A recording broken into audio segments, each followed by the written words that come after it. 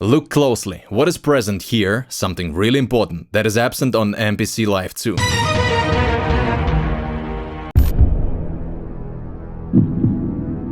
Well, of course, this is the program edit button.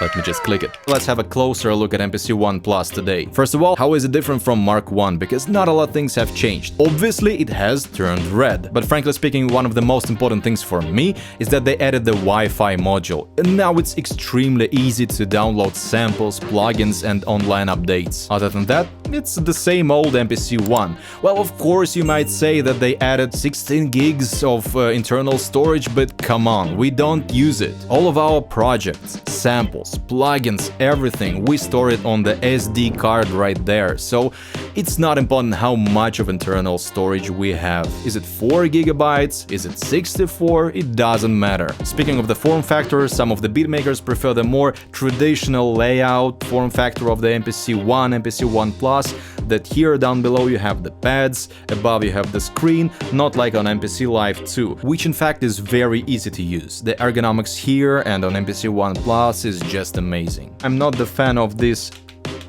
really clicky buttons. I prefer more like that. I've read that in the USA people are more used to that kind of buttons because, you know, of the legacy MPC 60 and blah blah blah. They were all clicky, but I'm not a fan of that thing. For me, the biggest minus in that plus, some kind of a pun. It still has the 3.5mm jack for the headphones. Yeah, not that one, so every time when I unplug or plug it somewhere, you need to unscrew that thing, you know, yeah, it takes a bit of time, and do it like this. Not really convenient. We all had this on MPC Live Mark 1. Gladly they fixed it on Live 2. And this MPC One Plus is already 9 months old. It has earned its reputation. Let me just show you how to work with your first track on MPC One Plus if you're just planning to buy it. So the first thing you do when you load up your sampler is you go to the browse and look for the samples. Of course, I store them on the SD card. There is a samples folder. Press load and then you open sample edit. This is the record that I sampled. Let's listen to it. It's a very nice melody. Yeah, it's some Georgian Soviet, old folk, jazz thing. Now that I live in Georgia, I started digging into the crates of Georgian Soviet funk, Georgian Soviet jazz records, and oh my god, there are so many tracks that worth sampling, and this is one of them. Then you press here, you transition to chop mode, and then I chop whatever I hear that can be used later. I don't pay attention to, you know, BPM and stuff, just whatever I like, I press the pad. I go to bank B, then C. Oh, different beautiful chops right here. When you are ready, when you finish chopping, you press Shift, convert. Best thing that you convert into its new drum program using slices, no destructive slice. That means that anytime later, next day, in a month, in a year, you can return and just move your slices without destroying the sample that you chopped, and you press do it. Once you're in the main screen, you go here, turn it, and boom, this is our program that we chopped. Then you go to program edit. I think it's going to be much darker. Let's go. Yeah, -8.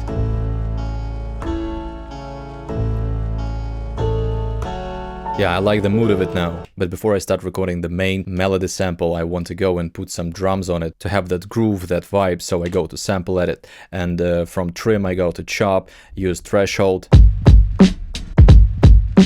And I'm satisfied with the chops that it made, so I press Shift, convert, and do it. Again, I go to track 4, that's where usually my drums are, and select my drums.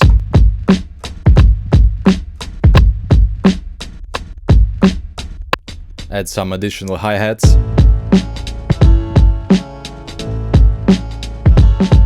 And when I make these variations, all those secondary hi-hats, I like to select them all, go to automation, and just make them a bit lower, like that. As well as the secondary snares and kicks, you know, you make them lower like this in the automation right here.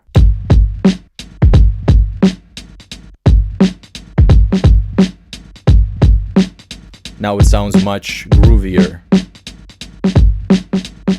And of course, if you want to learn how to use these instruments professionally, MPC's Ableton Push 3 SP404, I have a special educational program prepared for you. I have educated more than 100 beatmakers in 2023 alone, and I'm willing to see you as my next students. Look for the link in the description. Let's record the main melody.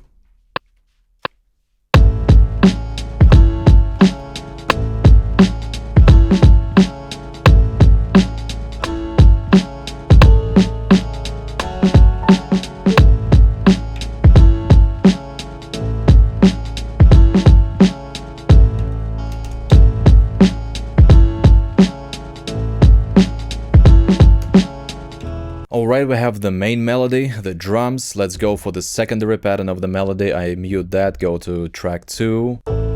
Yeah, I want that pad to play faster, so I go to Program Edit, Samples, switch on warping.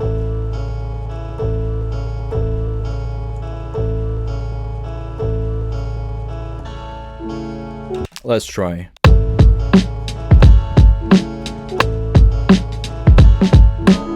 Alright, so now we have two variations of the melody, the first one and the second one, maybe for the chorus or just for some development, but we still need some more sounds, you know, some layering, because that snare right here, it's good, but I want some more high end to this. Here I have the one and only Melvin Bliss. We'll take just the snare from here, so we go to Program Edit, yes, like that. We'll make it, yeah, shorter and not as loud.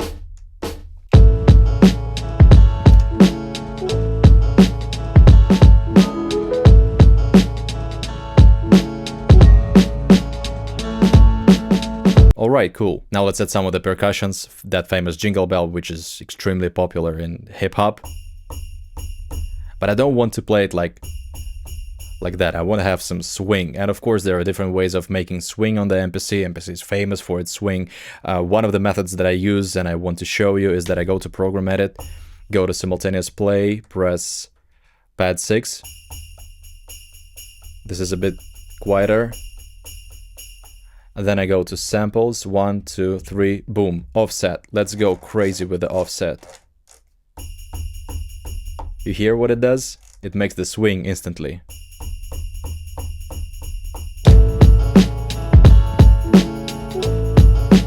I can make it different.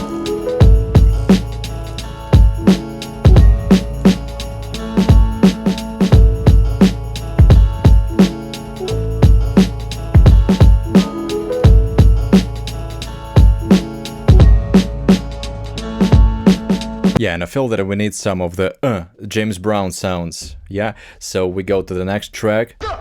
These kind of sounds. I'll use 16 levels for that. Let's go.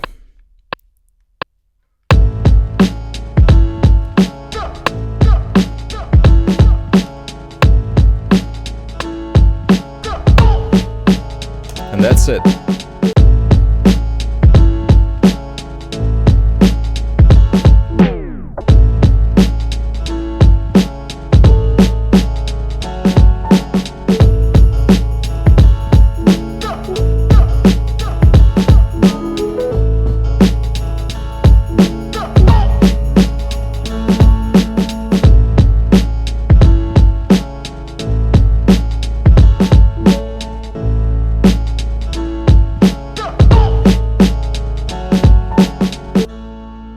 But it really doesn't matter if you have a Live 2 or MPC One Plus, if you can't sample properly and make cool beats, it's all useless. Definitely watch these videos where I show you how to become a better beatmaker.